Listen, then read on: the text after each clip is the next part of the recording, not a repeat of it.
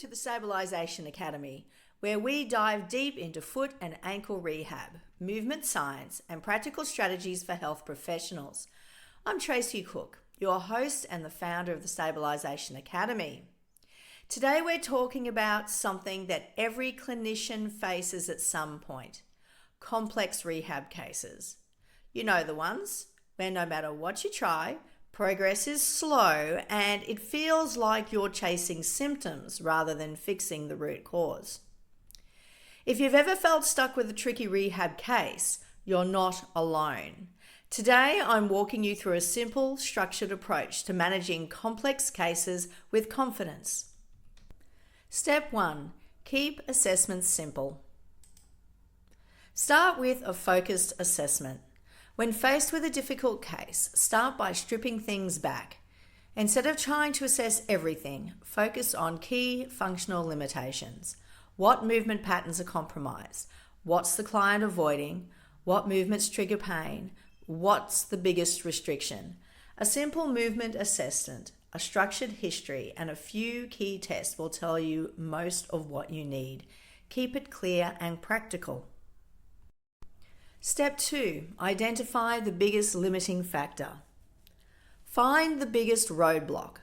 Complex cases often have multiple issues. So instead of trying to fix everything, narrow it down. What's the biggest thing stopping progress? What's the biggest roadblock? Is it pain sensitivity, poor motor control, structural restrictions, fear of movement? Fix the biggest problem first, and often other issues will improve naturally. Step 3. Prioritize movement. Movement is your most powerful tool. Find the right type of movement for their problem.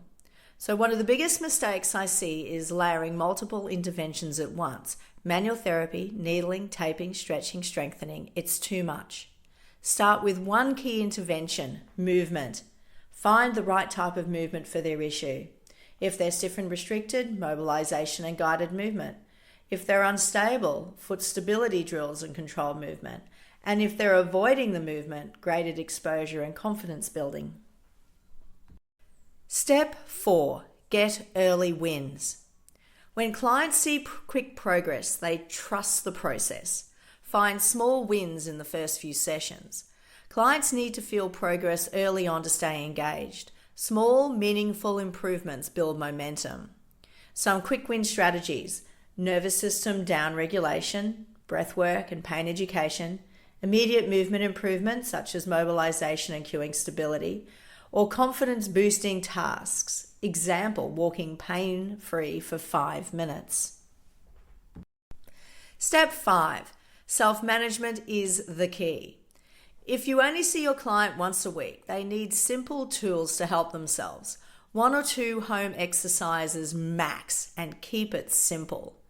Tracking progress helps. Ask, what's the one thing you can do daily to help yourself? And make sure it's something they can make part of their normal everyday activities.